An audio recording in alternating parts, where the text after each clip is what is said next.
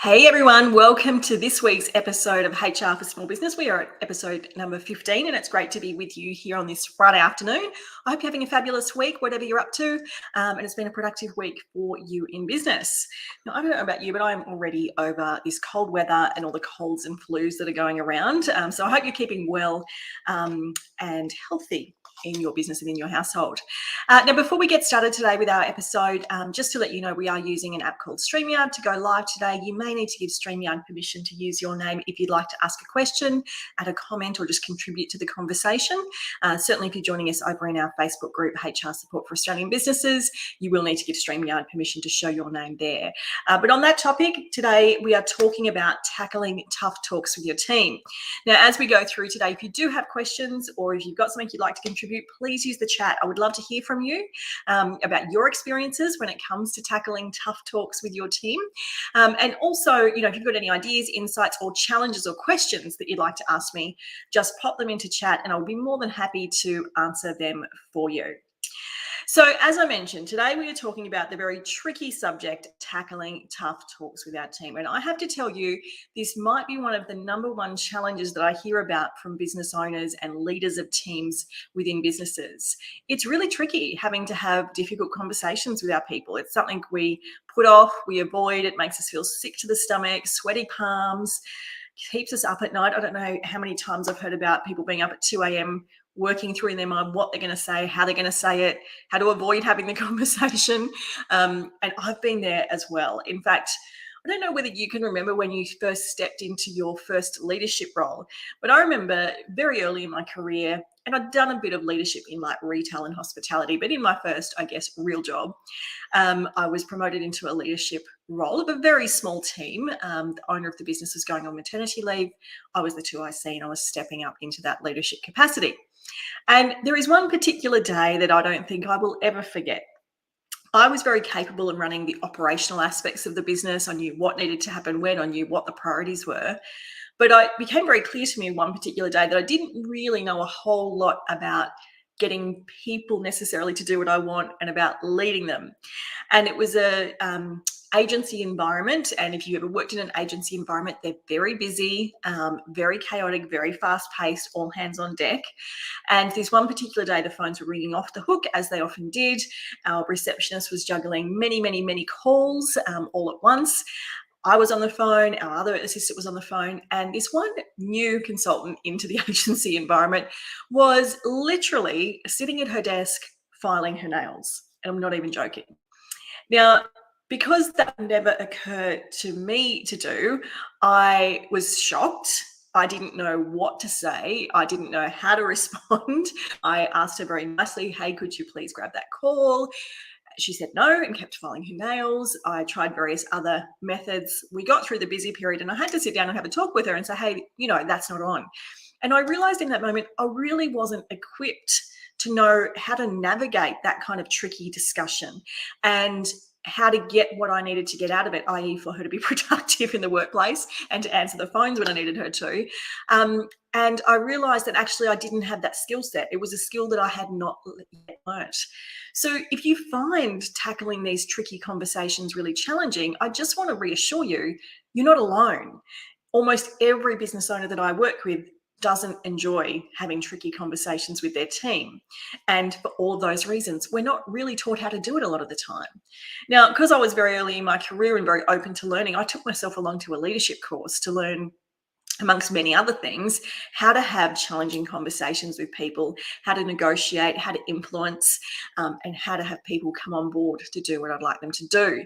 But it is a skill that you need to learn. It is a skill that you need to continue to develop and practice and refine as well. So today I wanted to talk to you about tackling those tricky conversations with your team. And I thought I'd talk to you about when those conversations might need to happen, why avoiding them is a really bad idea, although it's a much easier option and our preferred default option. And I just want to share with you a really simple framework that will make having any tricky conversation or tough chat with your team a little bit smoother and simpler. I'm not going to say that it's going to be easy and zero stress. I don't want to promise that. But by having a framework to follow, it does always just reduce that stress a little and gives you a step-by-step process to follow. So I hope that sounds good and you're ready to dive into that today. So firstly, let's look at when you might want to have one of these tricky chats with one of your team. The need to have these conversations can really pop up at all different times. There's the obvious situation, like I described earlier, where you've got a performance issue. Someone is not doing what you expect from them. They're not following instructions. Their performance is not at standard. That is definitely a time when you have to have a tough conversation. Now, in that scenario, quite often it's less difficult for us because we're very clear about what it is that we need to talk to them about and what the current situation is and what we need to see changed or improved to get the solution that we want. So that's a common one. But what about when it's not about a direct performance issue? Possibly it's about a behavior issue, which can be a little bit harder to articulate and put our finger on sometimes, can't it? So when we've got a behavioral issue, we might need to have a tricky conversation. And we often find those ones a little bit more difficult. Sometimes it feels a little bit more personal in nature and we're not sure how to navigate that. Sometimes we're just not sure how to articulate exactly what we're seeing and what the issue is with that. And we're also maybe not really comfortable articulating how to get from A to B. What is it that we want to see instead? You might have to have a tough chat when you've got to address an uncomfortable issue in the workplace, like body odor. One of those kind of ones where it's just cringeworthy. You don't want to have that talk, but you know you need to. That can be a really difficult one to get around. Sometimes you need to have a tough talk when you've got a complaint that's been raised, either internally by another staff member or externally by a customer or a supplier. And you need to address that complaint with the individual involved and try and navigate through that. But you don't want to upset them. You don't want to hurt their feelings, but you do need to address it. Sometimes it's about delivering bad news. Maybe there's been a restructure. Maybe you need to make change. Change can be really, really difficult for some of our team members. We can often have change-resistant people on our team. And in fact, it's a conversation I've had just this week with some of our members of People-Powered HR, how to get people to change and come along for the journey with us. So these are the scenarios where you may need to have a tough talk with one of your team members. But very often our default is to try and avoid these conversations at all costs. I don't know whether you can relate, but I have certainly felt like just hiding in a corner and hoping that the problem might just go away or disappear. I have hoped that maybe someone else could deal with this for me because I didn't want to do it. I have definitely been up at night stressing about these conversations, and I know this happens to a lot of people. They're losing sleep about having to have this conversation with a team member. I know of people that have avoided going into the office just to avoid these conversations. But when we avoid these conversations, the reality is this: the problem does not go away. In 0% of occasions, by avoiding the tough talk, is the problem going to suddenly fix itself and get better.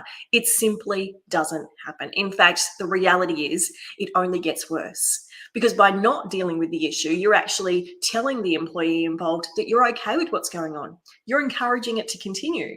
And then it spirals and it continues to get worse. Quite often, when we fail to have that tough talk with someone, we're actually limiting the options we have to deal with this further down the track. So as a great example, I'll have businesses come to me that say they want to exit someone from their organization because they're failing to perform. They've been failing to perform for a long time, and they can give me a laundry list of incidents and issues and times when things have gone wrong. But unfortunately, because they haven't had the tough talk at the time, there's been no warnings.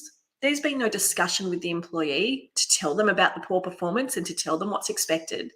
And it limits the options for exiting that person. And we have to go and start again with a performance management program. So by not nipping it in the bud and having the conversation, you can actually be limiting what options you have available to you down the track. But fundamentally, failing to have the conversation and failing to have that tough talk is actually not fair on anyone. It's not fair on the individual employee involved, because if they aren't told, they can't expect to know, and they certainly can't be expected to make improvements and fix the situation.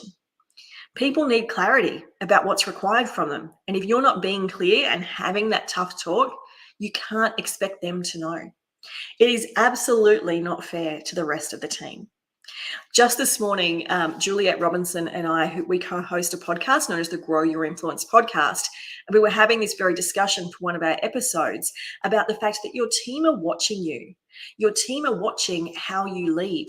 And part of being a great leader is having to do the hard things sometimes, like having a difficult conversation with someone. And when you fail to do that, it's like a green light for your team to do whatever they want, because there's going to be no ramification or repercussion. And it also tells them that you're not interested in looking after them because you're not fixing the problem at hand. And finally, it's not fair on you. As the business owner or as the leader, it's not fair on you to continue to tolerate this issue, to continue to have the stress around managing this issue, and to continue to have a poor performer who's not productive or causing issues in your team because you're not having the tough talk. So avoiding these tough discussions is unfortunately never the right answer. So how can you go about getting this done? What are some steps that you can take that's going to help to navigate your way through these tough discussions a little bit more easily? I'm going to give you a really simple framework. Now, this is not the script, but for whatever type of tough talk you're going to have, this framework will help just to make sure things run smoothly, and most importantly, that you get your point across and that you get a result. Now, the first step is the hardest. Having these talks requires some courage. This is one of those scenarios where you got to put your big girl panties on and get it done. So you've got to get in the right headspace. You've got to know that you're in control here, that you need to have this discussion and make your notes, write down what you need to say, whatever it needs to look like for you to have the courage to actually have the conversation. That is literally the hardest part of the process. Once you're in the room having the talk, the rest will flow. But having the courage to do the tough talking, that's the first step. Now, secondly, and really importantly, pick your time and place. I know we feel like doing this at 5 o'clock on a Friday is good for us because we can just then leave and not have to think about it, but it's actually really poor timing for the employee involved. And it's actually going to reduce the likelihood you're going to get a positive outcome because they're going to go away on the weekend, they're going to stew over it, they're going to, maybe think of all the reasons that you're wrong. It's not going to be a solutions-orientated discussion if you leave it to 5 o'clock on a Friday. It's likewise not a meeting for the complete fishbowl meeting room where there's all glass windows and people can see straight into the fact you're having this discussion. You need a private space to have this discussion so both you and the employee feel comfortable to talk openly and to actually work through some solutions and not feel like you're being watched by everyone around you. And it's certainly not a conversation for the kitchen while you're making a cup of coffee. So pick your time and place. Be strategic about that. Be very clear when you're having this discussion about what the issue is that you're there to talk about and what outcome or solution that you need in place. If you're not clear about the problem and the specific details, you're not going to be able to articulate it clearly to the employee. And when there's no clarity, there'll be no solution. So you need to be crystal clear. Now, this is where having some notes can be really handy because when we get in these meetings, we can get flustered very easily. We can have a tendency to overtalk and try and fill voids of silence rather than just being direct and clear. So have some notes if you need to say, this is what I need to talk to you about today. These are the specific issues that have come up that we need to discuss. The next step is to actually stop and listen. Hear the employee's response. Hear what they have to say. Listen to their experience of the situation, of how they're feeling, of why this might be happening, of whatever is happening for them. Seek first to understand what's happening for them in this scenario because that's going to give you both a better chance to come towards a solution. Be solutions focused. Do not walk out of this meeting without some sort of determination about what the next step is going to be, what we need to see change, how we're going to measure that. Be very specific about that. And finally, loop back at the end of the meeting, recap what you've discussed, what you've agreed to, what the next steps are going to be. After the meeting, send an email to say, thanks for the discussion. This is what we discussed. This is what we agreed. This is what the next steps are going to be. A week later, have a follow-up meeting. Are we tracking? Are things going to plan? Do you need support? Keep looping back. There can be no worse scenario than walking out of this meeting and just mic dropping it and hoping it's all going to fix itself. Keep following up. Keep looping back.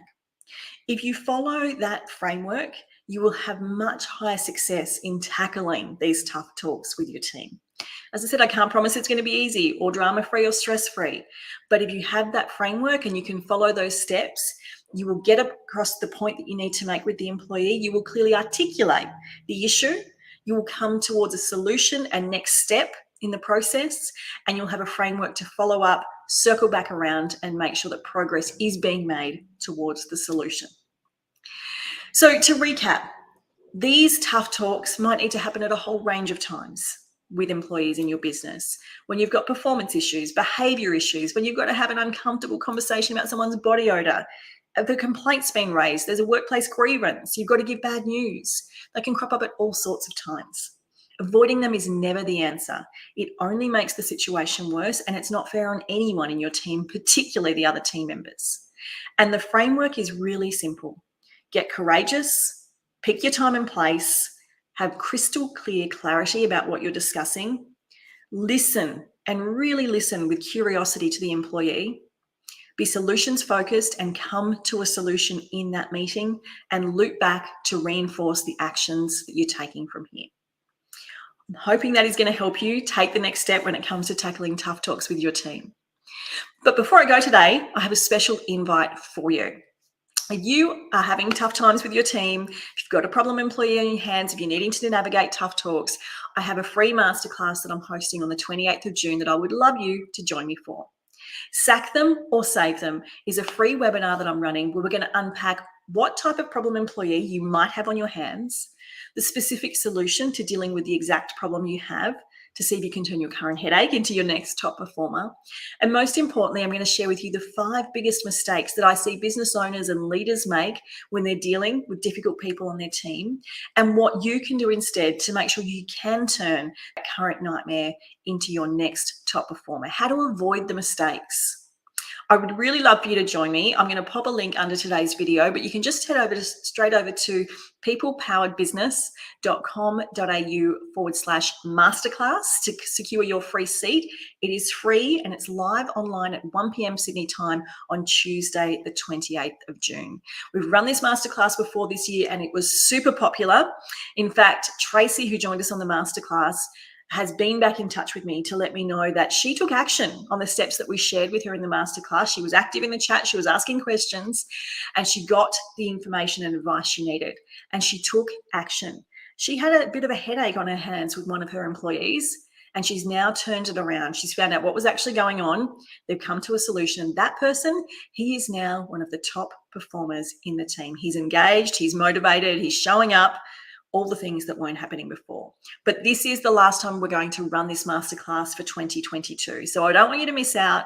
It's completely free. Just head over to peoplepoweredbusiness.com.au to join us on the Sack Them or Save Them masterclass.